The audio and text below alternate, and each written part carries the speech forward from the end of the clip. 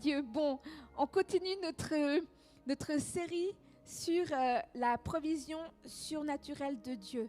La provision qui déclenche le réveil.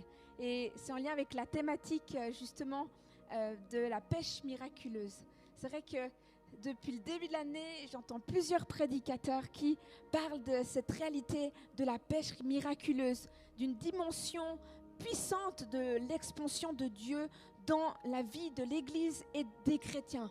Même si les nations sont dans les tourments, même s'il y a des bruits de guerre, il y a une réalité qui est assez incroyable, qu'au milieu de tout ça, Dieu veut bénir son peuple pour que son peuple puisse entrer dans une nouvelle dimension de la grandeur de Dieu afin d'amener le royaume de Dieu. L'objectif, c'est le royaume. L'objectif, c'est l'expansion. L'objectif, c'est le salut des âmes. L'objectif de Dieu, plus que toute autre chose, c'est le réveil. La mission de Dieu sur cette terre, c'est le réveil. Il a envie de voir les perdus revenir à lui. Son cœur pleure pour les hommes et les femmes qui sont éloignés de lui. Parce que dans sa parole, il est dit que s'il y a juste une brebis qui est égarée, eh bien, il lâcherait tout pour aller la rechercher. Son cœur est pour les brebis qui sont perdues.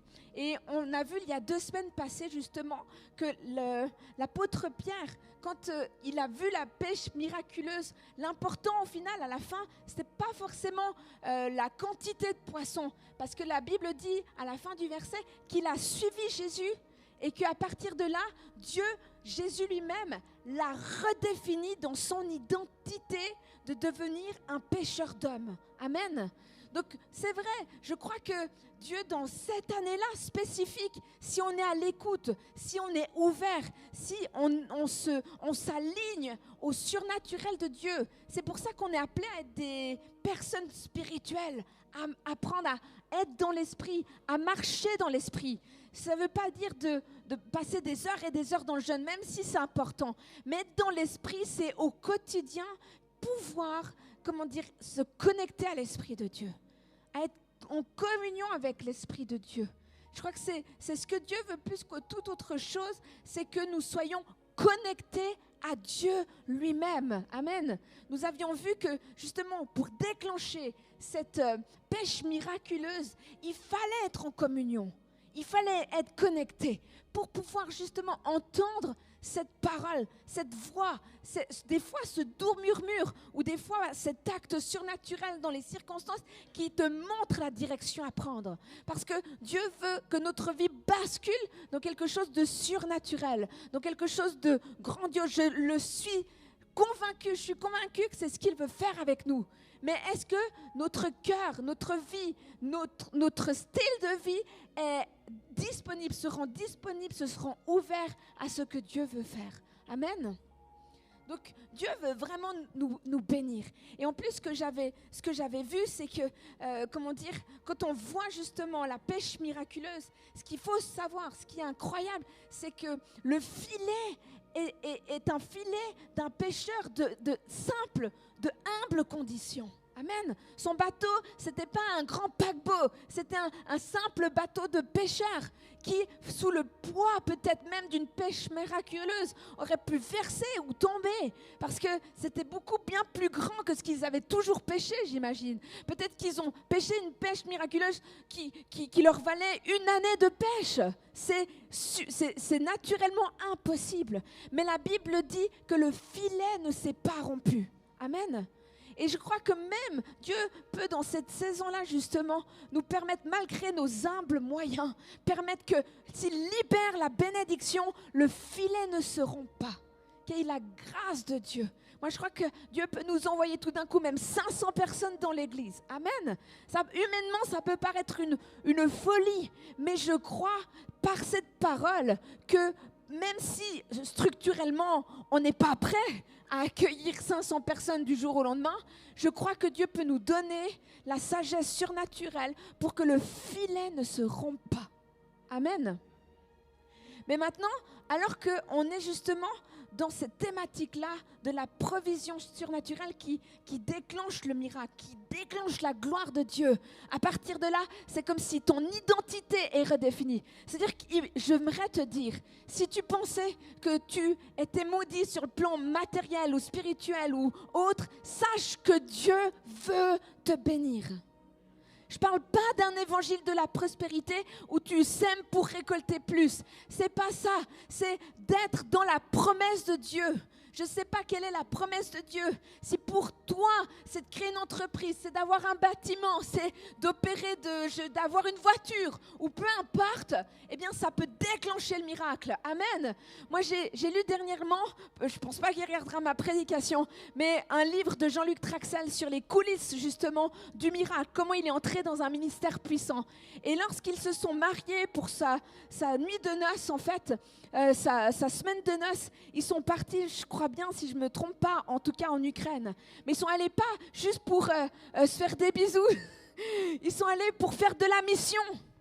Et là-bas, il avait reçu qu'il devait donner sa voiture à un monsieur africain. Et en fait, il a actuellement l'une des plus grandes églises de là-bas. Amen. Donc en fait, je crois qu'il y a des actes de bénédiction que Dieu veut nous donner. Peut-être des fois, c'est juste pour que tu sois un canal de bénédiction pour quelqu'un d'autre. Amen.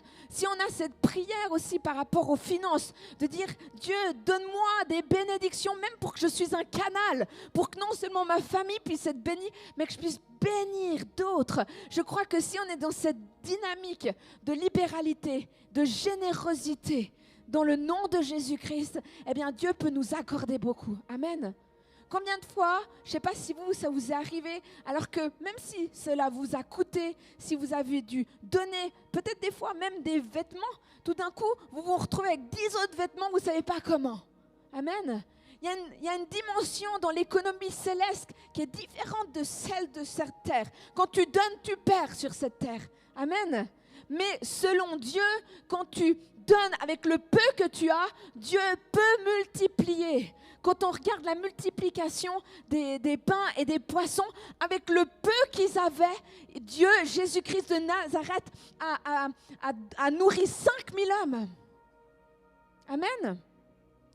Et c'est vrai que je crois que Dieu veut nous façonner tout à nouveau. Il faut qu'on puisse, dans le nom précieux de Jésus-Christ, maintenant briser cette mentalité religieuse. C'est une mentalité qui nous fait être des pauvres chrétiens. Vous savez, où on n'arrive pas à sortir de nos boîtes, amen, des étiquettes dans lesquelles on est, dans lesquelles peut-être on t'a défini, dans lesquelles peut-être tu es né depuis le ventre de ta mère, dans ta famille, je ne sais pas, peut-être qu'on t'a placé sous une étiquette, mais j'aimerais te dire ce soir que tu n'es pas cette étiquette-là. Alléluia. Et que Dieu veut te sortir là de cette définition limitée dans laquelle le diable t'a mis. Tu es beaucoup plus que ça. Tu es un fils ou une fille de Dieu. Tu es quelqu'un qui est aimé, qui est chéri, qui a été voulu par Dieu. Quelqu'un qui a un plan, une destinée incroyable sur cette terre. Mais ce qui est intéressant du coup, le point d'angle de ce soir, c'est en lien avec le combat dans lequel l'apôtre Pierre était tenu. Et ce combat, il s'est opéré dans les eaux. On voit que bibliquement, les eaux, c'est vrai que l'eau, ça peut être le symbole de l'Esprit de Dieu. Mais dans cette dimension-là, on voit aussi que les eaux, c'est un lieu de combat spirituel, un lieu où siège la haute sorcellerie. Amen. Moi, ce que j'avais dans la louange comme pensée, en fait, c'est que l'ennemi ne gagnera pas sur le territoire de Dieu. Dans la mesure où, là je vais un peu plus loin dans la Bible, à la Genèse, où justement quand Dieu a créé le ciel et la terre, il a séparé les eaux et la terre. Et il y a la vie qui a commencé aussi à jaillir sur la terre avec les animaux, avec les humains. Bien sûr qu'il y a aussi la vie dans les eaux. Mais il y a une dimension où les eaux ne sont pas appelées à envahir la terre. Mais les êtres humains qui sont sur la terre sont appelés à dominer sur la création. Amen. Et j'aimerais te dire que peut-être que tu es submergé par les grandes eaux. Parce que spirituellement, combien de fois le roi David a dit que délivre-moi des grandes eaux. c'est le lieu d'un véritable combat. C'est un lieu où dominent des principautés diaboliques et sataniques. C'est un lieu où il y a les esprits des eaux, où il y a les sirènes, les maris et les femmes de nuit. C'est un lieu où ta vie peut être bloquée. Et c'est vrai que parfois, spirituellement, vous êtes d'accord avec moi, on peut se sentir comme submergé par des vagues de gauche à droite. Imagine-toi maintenant, au plein milieu de l'océan, alors que tu as peut-être un petit radeau et que la tempête fait rage, à quel point tu peux être frappé de gauche, de droite, de devant, de derrière. Et les eaux, il y a une réalité qui nous submerge. Quand les eaux nous aspirent, l'objectif c'est nous de détruire, c'est de prendre tout sur son passage, c'est d'aspirer tes finances, c'est d'aspirer tes relations, c'est d'aspirer ta vie spirituelle. Tu vois, dans les grandes eaux, il y a un énorme combat. Quand on voit dans Luc 8, 22 à 25, qu'est-ce qui s'est passé avec Jésus et les disciples? Il est écrit, un jour Jésus monta dans une barque avec ses disciples. Il leur dit, passons de l'autre côté du lac, et ils partirent. Pendant qu'ils naviguaient, Jésus s'endormit. Un tourbillon fondit sur le lac. La barque se remplissait d'eau et ils étaient en péril. Ils s'approchèrent et le réveillèrent en disant « Maître, maître, nous périssons !» S'étant réveillé, il menaça les vents et les flots qui s'apaisèrent et le calme revint. Puis il leur dit « Où est votre foi ?» Saisis de frayeur et d'étonnement, ils se dirent les uns aux autres « Quel est donc celui qui commande même au vent et à l'eau et à qui ils obéissent ?» Amen. Dans ce passage-là, on voit que cette tempête, ce tourbillon, qui est né au milieu justement de ce passage où ils devaient traverser le lac, eh bien, il y a cette tempête qui les a saisis de peur de mourir. Il y avait la crainte de mourir, la crainte de partir. Et tu sais que des fois, la réalité des eaux montre que c'est aussi un lieu où les démons règnent. Certaines tempêtes dans ta vie sont des tempêtes diaboliques et sataniques. Certains vents contraires, certaines tornades, certaines intempéries, certains combats sont d'ordre satanique. Tu vois, il y a cette réalité où à l'image de ce que Dieu a créé une hiérarchie dans le règne spirituel. À cette image, le diable qui tente d'imiter ce que Dieu a fait règne aussi. Il règne sur des territoires. La Bible dit qu'il est le prince de la puissance de l'air, mais il est aussi le prince de ce monde actuel. Il règne sur les eaux, il règne dans les forêts, il règne sur les montagnes. Il domine, il cherche à dominer. Et il y a des principautés qui dominent parfois même des régions. Moi, je vois, des fois, surtout pour ceux qui venons d'origine latine, que ce soit l'Afrique, l'Amérique latine, mais aussi l'Europe, ça je ne dis pas le contraire. Mais combien de fois des familles entières ont été consacrées à des esprits des eaux, ou des grands-mères ou des grands-pères allaient au bord des rivières et commençaient à faire des rituels et des incantations, soi-disant pour amener la fécondité, soi-disant pour amener la richesse, soi-disant pour amener la fertilité, toutes ces choses-là. Alors qu'en réalité, sans le savoir, elles ont consacré toutes des générations au diable. Et après, tu nais des générations plus tard avec des malédictions dans ta vie, où tu ne peux pas enfanter, où tu perds tes finances, où tu essayes d'avancer et ta vie ne fait que de reculer, où tu essayes de faire un pas et tout d'un coup, il y a une autre tempête qui arrive en pleine figure et tu tombes, et tu tombes, et tu tombes, et tu essayes de te relever. Et il y a une autre vague qui te revient en pleine figure.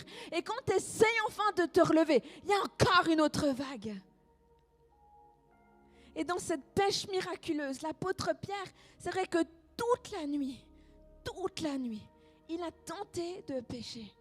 Toute la nuit, il a tenté de porter du fruit.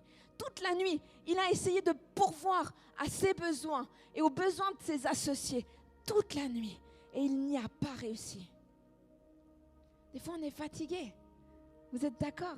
Des fois, on en a marre.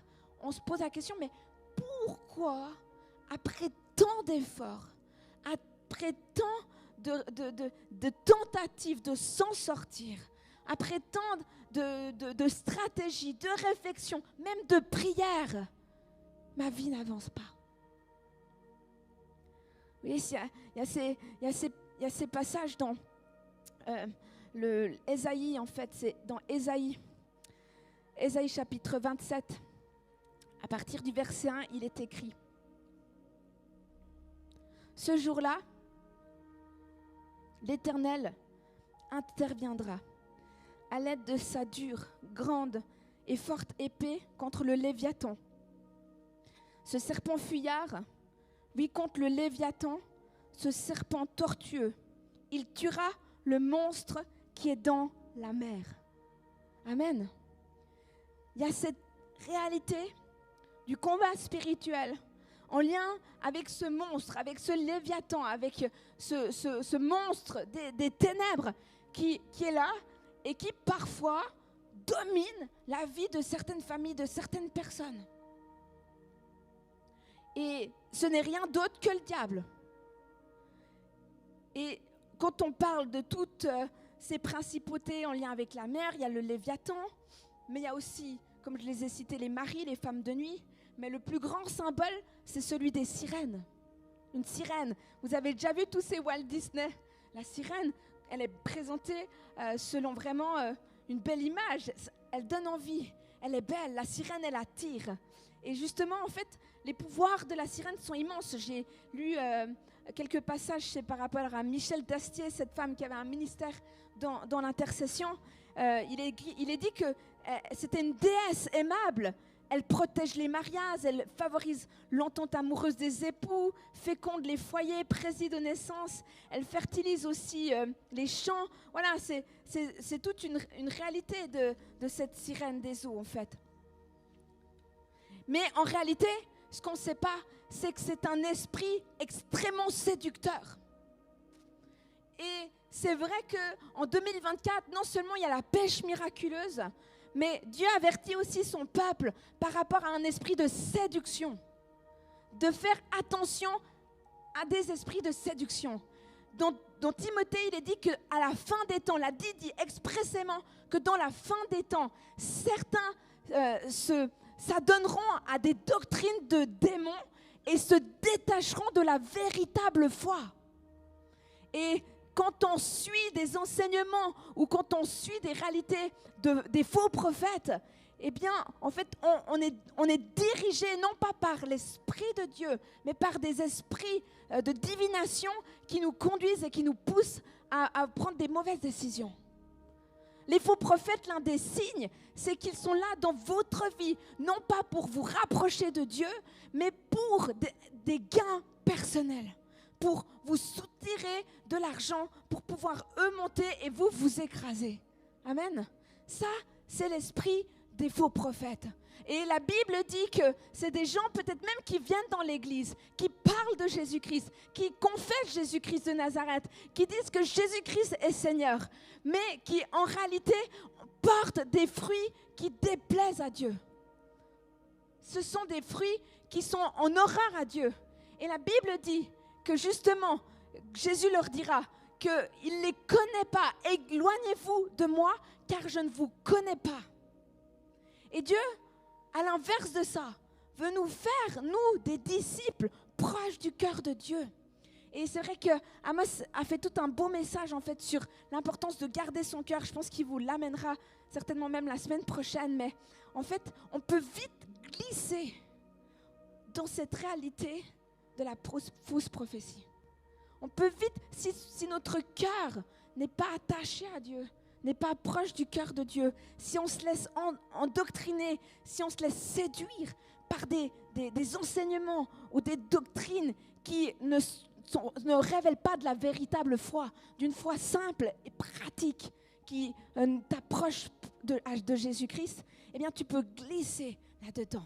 Et en fait, en réalité, tu crois que tu es proche de Dieu, mais ton cœur est rempli d'amertume, ton cœur est rempli de jalousie, ton cœur est rempli de comparaison, ton cœur est rempli d'un esprit de contrôle. C'est ça les faux prophètes, de dominer, d'avoir de l'emprise, d'entrer même dans la pensée des gens pour leur voler après, pour pouvoir toujours plus avoir d'eux.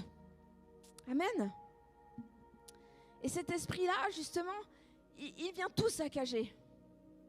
Donc il y a cette réalité des faux prophètes, mais les chrétiens aussi, eux, qui ont cet esprit-là, il peut y avoir des hommes ou des femmes qui ont cet esprit. Et dans le monde ou dans l'église, c'est souvent des gens qui sont comme des tombeurs. Ils ont beaucoup de femmes autour d'eux.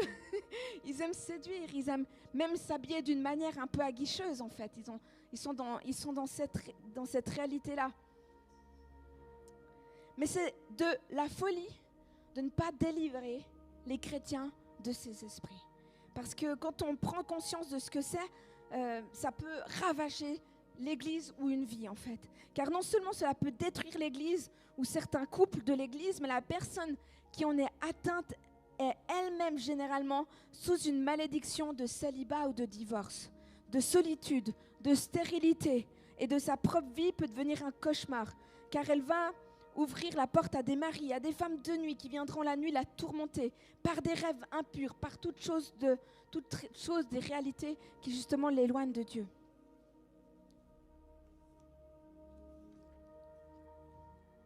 Vous voyez dans quel combat ce sont des réalités qui existent. Et lui, Dieu, en fait, ce qu'il veut, c'est que nous aider à remporter par sa parole ce combat sur la mer, sur les eaux, sur ces esprits qui veulent nous aspirer, nous détruire. La mer, elle retient nos bénédictions et nos destinées qui sont prisonnières. Dans Ésaïe 65, j'aimerais vous lire, il est écrit « Tu tressailleras alors et tu te réjouiras et ton cœur bondira et se dilatera.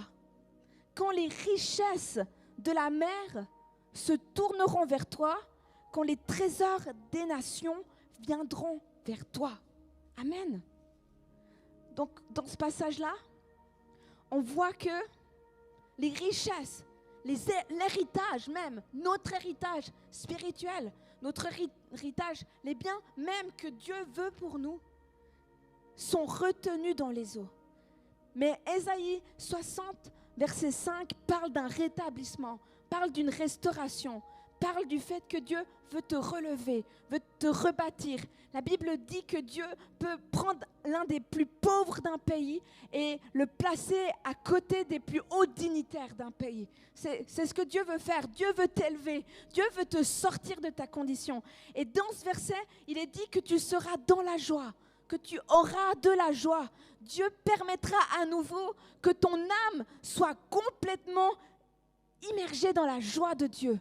C'est-à-dire que ce n'est pas seulement être dans la joie, mais ton cœur tressaillera et bondira. C'est-à-dire qu'il y aura un élargissement de ton cœur, tellement la joie sera grande et palpable. Imagine-toi quand tu es dans une véritable joie face à un exaucement que Dieu fait alors que, humainement parlant, tu ne pouvais pas l'obtenir.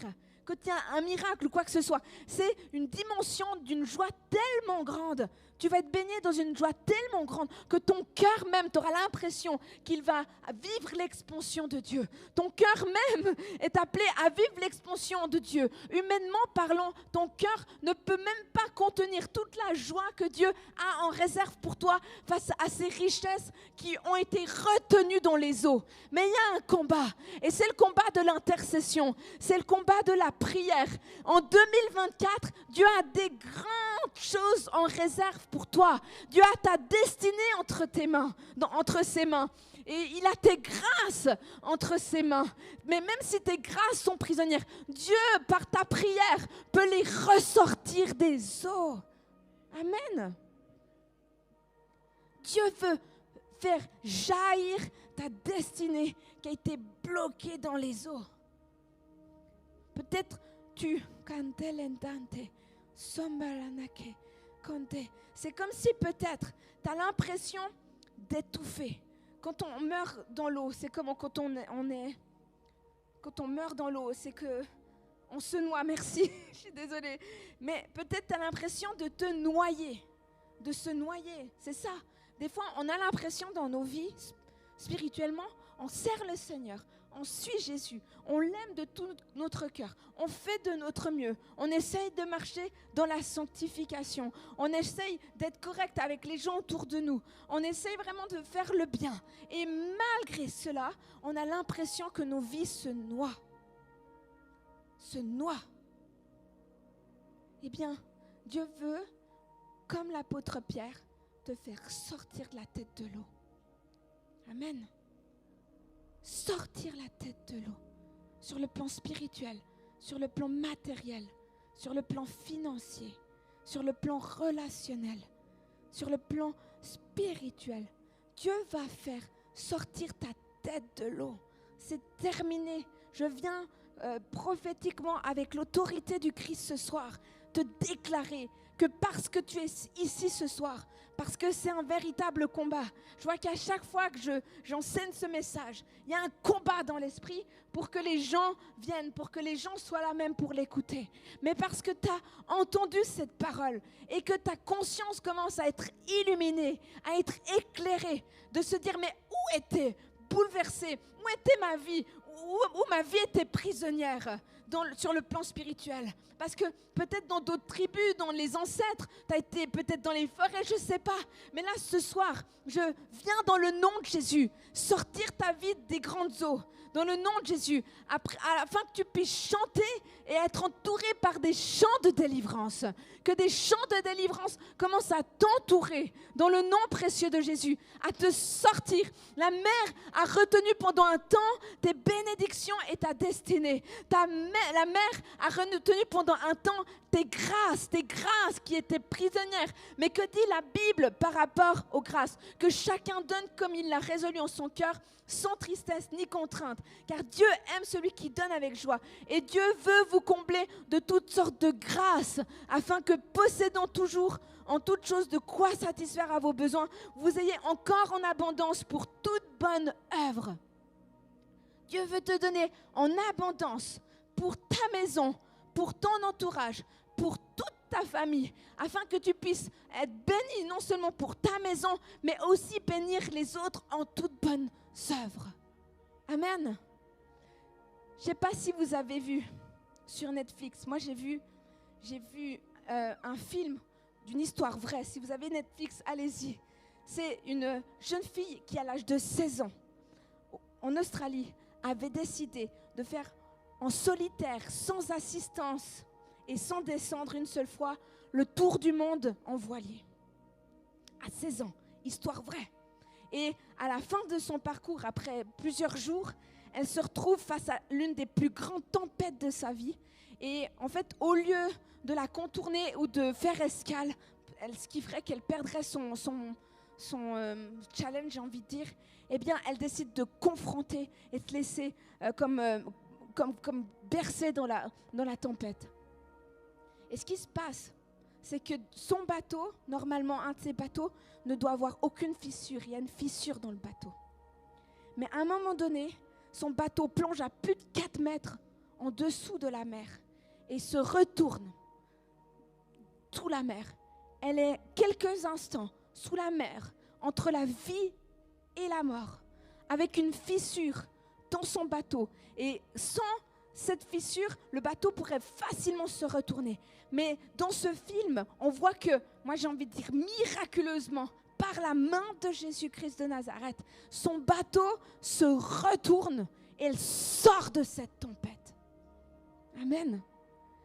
Et j'aimerais te dire que peut-être dans ta vie, même s'il y a une fissure, même s'il y a une fragilité, même s'il y a une porte ouverte, même s'il y a quelque chose de l'ordre du péché, même dans ta vie, qui fait que le diable continuerait à tenir les ficelles. Je viens dans le nom de Jésus te dire que le Seigneur peut te sortir de la tête de l'eau. Alléluia. Regarde à la grâce de Dieu. Regarde à la faveur de Dieu. J'aimerais que maintenant, peut-être vous n'avez pas trop l'habitude de cette pratique, mais je vais commencer à prier. Et je sais que si, dans le domaine de la délivrance, ce qui se passe, c'est que dans des délivrances en plénière comme ça, c'est qu'il ne faut pas avoir peur. Il faut commencer aux choses qui peuvent être en vous. Déjà, ne pas avoir honte ni peur. Moi, c'est comme ça que j'ai été enseignée dans la délivrance. Et c'est comme ça que je vois ces derniers temps de plus en plus de personnes être délivrées. Les esprits mauvais, ce sont des souffles. Ce sont que des souffles qui n'ont aucune matière. Et ils dominent parfois à l'intérieur de toi. Mais alors que je vais prier, si tu restes passif, tu peux résister à la délivrance, tu vois. Mais j'aimerais t'encourager, alors que je vais commencer à prier, à tousser, à bâiller, à les faire sortir. Même si tu devrais vomir, c'est pas grave. On va trouver des bassines. Mais l'important, c'est que ces esprits mauvais, ces maris, ces femmes de nuit, ces esprits sataniques, ces esprits qui viennent dominer ta vie, qui viennent te contrôler, puissent maintenant sortir de toi. Si tu sens qu'il y a un problème aussi dans la séduction, si tu cherches à trouver l'approbation de ta vie par rapport à la séduction, si tu as besoin d'être dans des relations amoureuses, de plaire à des hommes ou plaire à des femmes pour te sentir bien, des fois c'est bien plus subtil. La séduction, elle est beaucoup plus subtile. Ça peut être dans les relations aussi, simplement d'avoir un besoin excessif, que tout le monde t'aime de façon excessive, te trouve beau, te trouve incroyable et toutes ces choses-là. Peut-être qu'il y a ça aussi. Commence à juste te concentrer dans le nom de Jésus. Et alors que je me mets à prier, par l'autorité du nom de Jésus, je veux déjà lier dans ce lieu tout combat spirituel qui s'opposerait à la délivrance de mes frères et sœurs. Je connais mon autorité par le nom de Jésus-Christ. Et ce soir, je vais ordonner simplement à ces esprits des eaux, alors que je prie, vous pouvez simplement commencer à les expulser, commencer à tousser. Vous verrez qu'ils vont partir. Dans le nom de Jésus-Christ, dans le nom de Jésus-Christ, j'ordonne à ces esprits des eaux. Vous pouvez vraiment commencer à bâiller, à tousser. Vous les faites sortir dans le nom de Jésus-Christ. Ces esprits mauvais, j'ordonne à tout esprit maléfique, par la puissance et l'autorité du nom de Jésus, tous les maris et les femmes de nuit, tout esprit de sirène des eaux, tout ce qui vient voler vos finances, tout ce qui vient voler vos finances, tout ce qui est venu voler votre vie, voler votre destinée. Je prends autorité maintenant contre les esprits de sorcellerie. Maintenant, faites-les sortir. L'esprit de sorcellerie dans ce lieu doit quitter les âmes, quitter vos pensées. Esprit de sorcellerie, je te parle maintenant. Dans le nom de Jésus, expulsez-les, commencez à les faire sortir. Vous n'avez même pas besoin de prier avec moi. Vous, votre seul rôle, c'est de les faire sortir. Dans le nom de Jésus. Esprit, je vais citer un esprit, peu importe, c'est pas grave, je ne juge pas. Esprit de masturbation. Esprit de masturbation. Dégage par l'autorité du nom de Jésus. Je ne juge, personne ne se juge dans ce lieu. Mais tous les esprits impurs, tous les esprits mauvais, tout ce qui est entré au travers de la fornication, au travers de relations d'immoralité sexuelle, dans le nom précieux de Jésus, tout ce qui est entré au travers des ancêtres, par l'autorité du nom de Jésus, je vous invite à les expulser maintenant.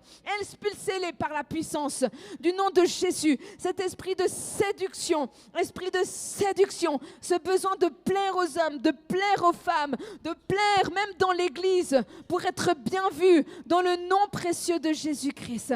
Que ces esprits-là puissent vous lâcher ce soir, dans le nom précieux de Jésus-Christ. Que toute résistance au changement, toute résistance à la grâce de Dieu, maintenant soit brisée par la puissance et l'autorité du nom de Jésus. Il y a un sentiment d'abandon, de solitude. Je brise ces esprits-là. La peur de l'abandon, la peur de la solitude, la peur du rejet. Je brise l'esprit du rejet, l'esprit du rejet. Il y a une racine du rejet qui doit quitter vos corps. L'esprit du rejet maintenant. Cet esprit de rejet vous lâche. La peur de l'abandon, la peur d'être seul, la peur, c'est pour ça que vous devez plaire pour pouvoir être toujours en relation, aimé dans le nom de Jésus-Christ. Ces esprits lâchent maintenant dans le nom de Jésus. Les consécrations au monde des ténèbres, votre vie a été consacrée à des esprits mauvais dans le nom de Jésus. Allez, ça blaque, je sens que ça blaque. Dans le nom de Jésus, allez, faites-les sortir par la puissance puissance et l'autorité du nom de Jésus-Christ. L'onction et du Saint-Esprit est là. L'Esprit de Dieu est là maintenant, dans le nom de Jésus-Christ. Allez, maintenant, dans le nom de Jésus, toute sorcellerie, il y a de la sorcellerie des ancêtres, la sorcellerie du côté du Père, la sorcellerie du côté de la Mère. Maintenant, dans le nom de Jésus, tout ce qui tient lié vos pensées, ça vous lâche par l'autorité du nom de Jésus. Si vous sentez que vous avez une oppression au niveau du cou, vous ordonnez à ces démons, vous le soufflez simplement. Si vous sentez que vous avez une oppression au niveau du cou, c'est qu'il doit quitter. Il doit vous lâcher maintenant par la puissance et l'autorité du nom de Jésus. Alléluia, alléluia, alléluia, alléluia, alléluia, alléluia, alléluia. Est-ce qu'il y a quelqu'un qui sent qu'on aurait besoin d'une prière plus spécifique? Alléluia, tu peux juste lever ta main si tu es là. Ouais, tu peux venir juste devant.